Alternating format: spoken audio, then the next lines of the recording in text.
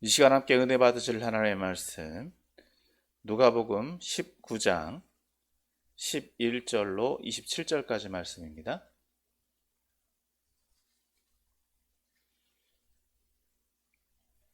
누가복음 19장 11절로 27절까지 말씀.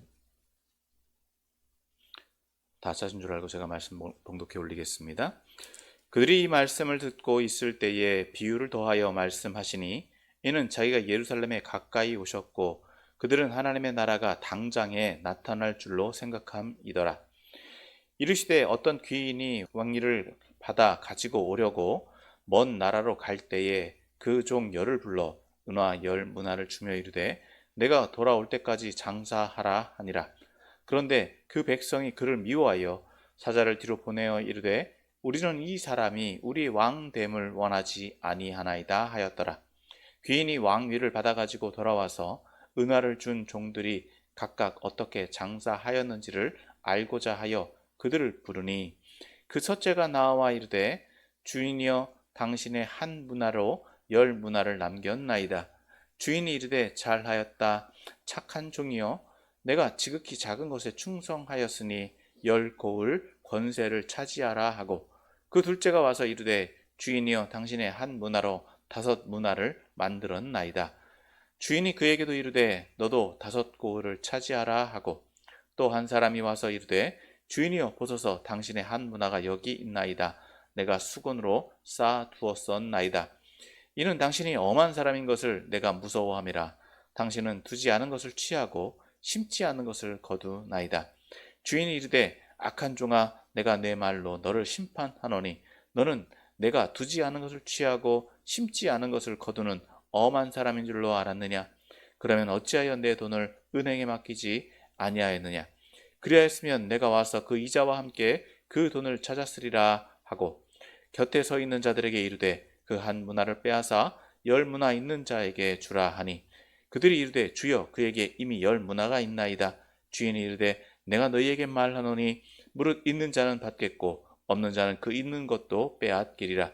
그리고 내가 왕됨을 원하지 아니하던 저 원수들을 이리로 끌어다가 내 앞에서 죽이라 하였느니라. 아멘. 할렐루야. 오늘로 거룩한 주일 예배 자리에 나오신 여러분을 환영하고 축복합니다. 오늘 본문 말씀은 열 문화 비유에 대해서 말씀해 주고 있습니다. 이 말씀의 의미를 살펴보므로 함께 은혜를 나누길 소망합니다. 오늘 함께 읽은 본문 말씀은 크게 세 부분으로 나누어 볼 수 있습니다. 먼저 11절에서는 이 본문 말씀의 배경이 되는 말씀이라고 할 수 있고 또 12절에서부터 14절 그리고 27절은 이 말씀의 배경, 어떤 또 열문화 비유에 대한 배경의 말씀이라고 할 수 있습니다. 그리고 16절에서부터 27절은 열문화 비유에 대해서 말씀해 주고 있습니다. 그러니까 이 본문 말씀은 크게 두 가지 사건에 대해서 이야기를 해주고 있다는 것입니다. 그러니까 14절과 27절이 한 묶음이라고 할 수 있고 또 12절, 13절, 또 15절에서부터 26절까지의 말씀은 열문화 비유를 다루고 있다는 것입니다. 이제 본문 말씀의 의미를 살펴보면 먼저 11절 말씀은 11절 말씀 먼저 한번 같이 보겠습니다.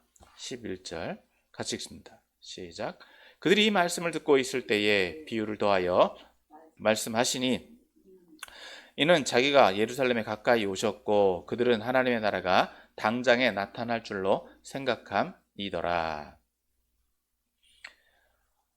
11절은 오늘 본문 말씀의 배경이 되는 말씀이라고 말씀드렸습니다. 그러니까 이제 예수님이 예루살렘으로 향한 모든 여정 가운데에서 우리가 지난주에는 예루살렘 입성을 앞두고 여리고에 들어가셨다는 것입니다.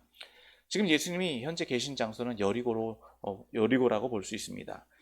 여리고에서 이제 맹인을 만나셔서 여리고 들어가기 전에 맹인을 만나셔서 맹인을 고치셨고 여리고 안에서는 이제 삭개오를 만나셔서 삭개오가 하나님의 자녀라고 하는 것을 확증해 주셨습니다. 이런 일들의 배경에는 하나님의 나라가 임재했다라고 하는 것이 배경에 깔려 있습니다. 그래서 이 말씀을 듣는 사람들은 예수님을 통해서 이제 하나님의 나라가 임하게 될 것이구나 라고 생각했던 것으로 보여집니다. 그렇기 때문에 이제 예수님은 예수님이 말씀하신 그 하나님의 나라의 임재와 또 사람들이 생각하는 하나님의 나라의 임재 사이에 큰 간극이 있다는 것을 예수님은 알고 계셨다는 것입니다. 그래서 11절에서 우리가 본 바대로 이렇게 말씀을 해주고 계신 것입니다. 이는 자기가 예루살렘에 가까이 오셨고 그들은 하나님의 나라가 당장에 나타날 줄로 생각함이더라. 즉 예수님께서 하나님의 나라에 대해서 말씀을 하셨을 때 사람들은 예수님의 말씀을 듣고 이미 하나님의 나라가 임했다라고 생각했습니다. 그런데 이제 사람들이 생각하는 것은 이제 하나님의 나라가 임하는 것, 즉 예수님이 통치권자로서 모든 것을 주관하시는 하나님의 나라, 즉 정치적인 하나님의 나라, 그리고 모든 것이 마무리되어지는 그 하나님의 나라가 당장에 나타날 것이라고 생각했다는 것입니다. 하지만 예수님이 말씀하시는 이 하나님의 나라는 심령천국, 즉 우리가 믿음으로써 이루어지는 하나님의 나라, 이미 임한 하나님의 나라에 대해서 말씀해 주신 것이지 어떤 정치적인 완성을 이루는, 종말을 이루는 예수님이 직접 통치하시는 하나님의 나라에 대해서 말씀하신 것은 아니다라고 하는 것입니다. 그래서 그 하나님의 나라를 기대하는 그때까지 어떤 일들이 일어날 것이고 또 어떻게 해야 되는지에 대해서 오늘 본문은 말씀해 주고 있다는 것입니다. 그렇기 때문에 예수님은 이 열무나 비유를 통해서 그 시간 간극, 그 간극 사이에 남겨진 사람들, 또 그 일들을 당하게 될 때 어떤 일들이 일어날 것인가에 대해서 말씀해 주고 있다는 것입니다. 그래서 12절에서부터 먼저 14절의 말씀을 봅니다. 12절, 14절. 예수님께서 이제 열무나 비유에 대해서 첫 번째 말씀해 주고 계시는데 12절, 14절 말씀 또 같이 봅니다. 시작. 이르시되 어떤 귀인이 왕위를 받아가지고 오려고 먼 나라로 갈 때에 그중 그 종 열을 불러 은하 열 문화를 주며 이르되 내가 돌아올 때까지 장사하라 하니라. 그런데 그 백성이 그를 미워하여 사자를 뒤로 보내어 이르되 우리는 이 사람이 우리의 왕됨을 원하지 아니하나이다 하였더라. 자, 여기서 보면 큰 내용이 두 개가 있는 겁니다. 한 내용 가운데 두 가지의 내용이 있는데 어떤 내용이냐? 12절에서 볼 수 있는 것처럼 어떤 한 사람이 왕위를 받게 되었다는 것입니다. 일종의 이제 분봉왕이라고 할 수 있는데 그 왕으로 인정받기 위해서는 이 상급자, 그 왕권을 수여해 주는 사람에게 인정을 받아야 된다는 것입니다. 그래서 잠시 그가 왕위를 받기 위해서 먼 나라로 떠나게 되었다는 것을 이제 12절에서 말씀해 주고 있고 또 그 첫 번째 내용이 뭐냐? 13절입니다. 그가 떠나게 될 때에 자기가 없는 사이에 자신의 집의 종들에게 어떤 사명을 맡겨주고 있는 것입니다. 그 사명은 무엇이냐? 10사람에게 각각 한 문화씩, 그러니까 총 10문화를 주었다는 것이죠. 그래서 그 한 문화를 받은 한 종들이 이제 해야 되는 일은 뭐냐? 그 주인의 명령에 따라서 장사를 하라는 것입니다. 즉 이문을 남기라는 거죠. 그 사명을 부여받았다는 것이에요. 그런데 여기에서 한 내용으로서 끝나는 것이 아니라 14절이 또 주어집니다. 14절은 그 백성들, 그 나라, 그 통치권, 왕이 다스리는 통치권을 행사할 수 있는 곳에 백성들은 자신을 다스릴 사람을 싫어했다는 것이죠. 오늘 14절에서 말씀하고 있는 것처럼 그를 미워했다는 거예요. 인정하지 않으려고 했다는 겁니다. 그런데 그것을 그들만 알고 있으면 되는데 굳이 사자를 보내어서 우리는 이 사람이 우리의 왕됨을 원하지 않는다라고 알려줬다는 겁니다. 이 말씀은 뭐냐? 그 왕을 부정하고 무시하고 그 왕이 오지 않도록 왕이 오는 것을 거부하고 있다는 겁니다. 그 왕으로 인정하지 않고 있다는 말씀이죠. 자, 첫 번째 내용에서 볼 수 있는 것처럼 이 종들에게 이 주인은 열문화라고 하는 돈을 맡겨줍니다. 그러니까 종들이 해야 되는 일은 뭐냐? 주인의 명령을 따라서 장사를 하면 됩니다. 종은 주인을 거부할 수도 없고 무시할 수도 없고 부정할 수도 없습니다. 그러니까 종이 맡은 한 문화는 주인의 명령에 따라서 장사를 해야만 하는 것입니다. 그럼 이 한 문화라고 하는 가치는 얼마냐? 이 당시 이 한 문화는 이 100 드라크마에 해당하는 금액이라고 합니다. 그러면 한 드라크마는 어느 정도의 가치를 가지고 있느냐? 하루 일당이 한 드라크마입니다. 그러니까 한 문화는 이 100일치 일당이라고 볼 수 있는 거죠. 크다면 크고 작다면 작게 볼 수 있는 금액입니다. 그러니까 이 금액을 받은 종들은 주인의 명령에 따라서 감당해 나가면 되는 거예요. 자, 이제 이 문화를 받은 종들은 어떻게 해야 되느냐? 자신이 이제 주인이 돌아올 것을 기대해야 되는 겁니다. 주인이 돌아올 때를 준비하면서 맡겨진 사명을 감당하기만 하면 되는 것이죠. 그래서 이제 두 번째 우리가 살펴볼 것은 15절에서부터 26절까지의 말씀입니다.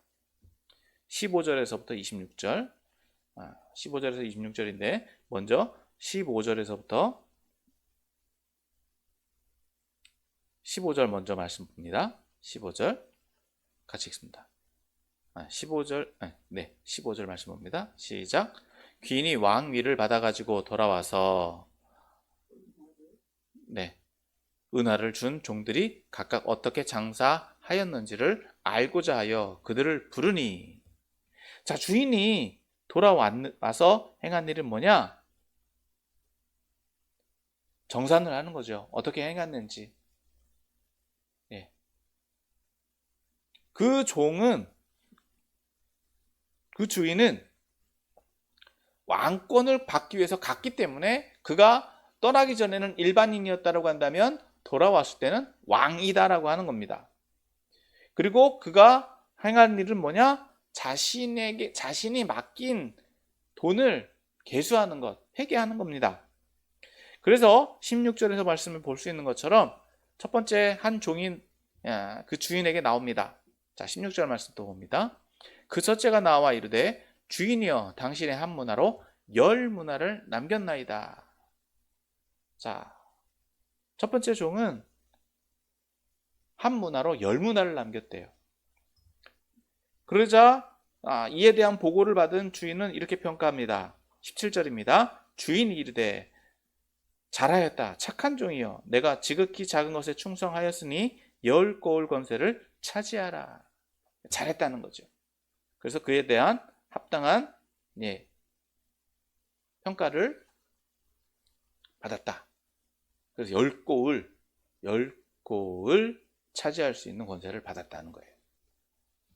자, 두 번째, 다른 종이 와서 또 보고 다른 종을 또 불러서 보고합니다. 자, 18절입니다. 18절.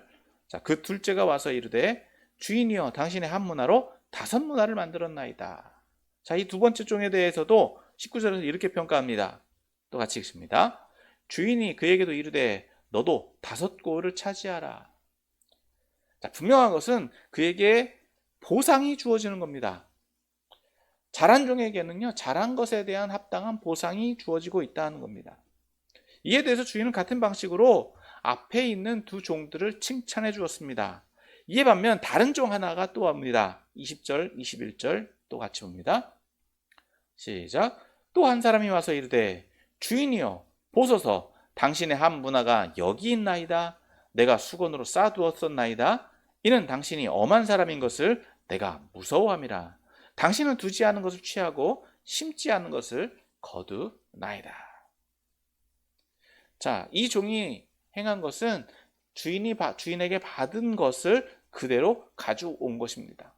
어떻게 보면 이 종의 태도는 주인의 뜻을 거스르지 않는 데 있었다라고 볼 수 있습니다. 아니, 주인에게 손해를 끼치려고 하지 않았던 것으로만 보여집니다. 그러니까 이 종은 주인이 엄한 사람이다, 즉 다른 사람을 착취하는 사람이다, 자신은 주인을 위해서 일하는 것을 거부한다라고 이야기했던 것입니다. 어떻게 보면 이 종은 주인의 돈에 손대지도 않았다. 왜냐? 첫 번째 의미로는 이 주인에게 손실을 끼치지 않기 위해서라고 본다라고 한다면 합당할 수 있겠지만, 오히려 이 종은 주인을 부정적인 가치관의 사람, 즉 착취하는 사람, 또 몰인정한 사람으로 인정을 하고 있다는 것이죠. 그래서 자신은 주인을 부정했고 주인을 위해서 일하지 않겠다라고 이야기했던 것입니다. 자, 그래서 이렇게 이야기합니다. 22절, 23절. 주인이 이르되 악한 종아, 내가 내 말로 너를 심판하노니 너는 내가 두지 않은 것을 취하고 심지 않은 것을 거두는 엄한 사람인 줄로 알았느냐? 그러면 어찌하여 내 돈을 은행에 맡기지 아니하였느냐? 그리하였으면 내가 와서 그 이자와 함께 그 돈을 찾았으리라. 자, 22절에서 말씀하고 있는 것처럼 종은 주인에 대해서 이 자의적으로 판단하고 부정적으로 평가를 했다는 것입니다. 그것이 이제 주인에게, 즉 왕이 된 주인이 그 종을 평가할 수 있는 근거가 된다는 것이죠.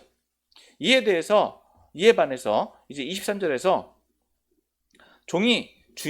종은 자신이 주인을 위해 일하지 않았을 따름이다라고 이야기했는데, 주인의 명령은 종으로 하여금 이익을 남기는 것이었습니다. 그렇다고 한다면, 그가 일하지 않기로 작정했다라고 한다면 최소한 그 종이 주인을 위해서 이익을 남기려고만 했다라고 한다면 다른 방법, 곧 자신이 뭔가 일을 하지 않더라도 다른 방법을 충분히 찾을 수 있었다라고 하는 것이죠. 그러니까 이 종이 취한 태도는 전적으로 주인의 명령을 듣지 않았을 뿐만 아니라 주인을 부정적인 사람으로 만들었고, 오히려 주인에게 손해를 입힌 결과를 낳았다라는 것입니다. 결과적으로 24절은 이 종은 어떤 처우를 받게 되는데, 결과적으로 이 종이 받은 처우는 자신이 주인에 대해서 말했던 결과를 받게 됩니다. 이 종에게 주어졌던 한 문화를 빼앗기고 또 10문화를 먼저 남긴 종에게 그 한 문화까지도 넘겨주게 되었다는 것입니다. 결과적으로 26절에서 이렇게 이야기하죠. 25절에서는 다른 사람들이 이렇게 이야기합니다. 먼저 받은 사람은 이미 충분하게 있지 않습니까? 라고 이야기를 하지만 주인은 이렇게 이야기합니다. 26절에서 주인이 이르되 내가 너희에게 말하노니 무릇 있는 자는 받겠고 없는 자는 그 있는 것도 빼앗기리라. 다시 말해서 충분한 보상, 충분히 행한 결과에 대한 보상을 주어지게 된다는 것이죠. 자, 열 문화 비유는 여기서 맞춰지는 것처럼 보여지지만 앞에서 말씀드린 것처럼 이 비유에는 하나의 비유가 또 숨겨져 있습니다. 바로 14절 말씀 보았던 것처럼 27절은 14절의 결과가 주어지게 됩니다. 27절 말씀 또 같이 봅니다. 시작. 그리고 내가 왕됨을 원하지 아니하던 저 원수들을 이리로 끌어다가 내 앞에서 죽이라 하였느니라. 즉 열문화 비유에 숨어져 있는 또 하나의 비유는 바로 왕권에 대한 상황이죠. 무언가를 남기는 결과물에 대한 비유뿐만 아니라 왕권이 어떻게 작동을 하는가, 왕권에 대해서 어떻게 반응할 것인가에 대한 말씀이라고 볼 수 있는 것입니다. 그러니까 주인을 온전히 따랐던 사람들은 주인의 명령에 순종하려고 했던 종들은 주인의 명령에 순종해서 어떻게든 이익, 즉 결과를, 좋은 결과를 남겼다라고 한다면, 여기서 먼저 아무것도 안 한 종은 주인의 명령에 불순종했을 뿐만 아니라 주인이 왕이 될 것을 인정하지도 않았던 사람으로 볼 수 있고, 또 14절에서 볼 수 있는 것처럼 이 사람, 왕이 되는 것을 거부하고 부정하고 싫어했던 사람들은 결과적으로 27절에서 왕이 된 사람에 의해서 평가를 받고 심판을 받게 된다는 것이죠. 그래서 27절은 이렇게 말씀하고 있죠. 자, 같이 읽습니다. 그리고 내가 왕됨을 원하지 아니하던 저 원수들을 이리로 끌어다가 내 앞에서 죽이라 하였느니라. 즉 심판을 받을 수밖에 없다는 것입니다. 자, 이 말씀을 오늘 저와 여러분들에게도 동일하게 적용하길 원합니다. 첫 번째, 오늘 저와 여러분들에게 적용할 수 있는 것은 예수님 분명히 다시 오신다는 것입니다.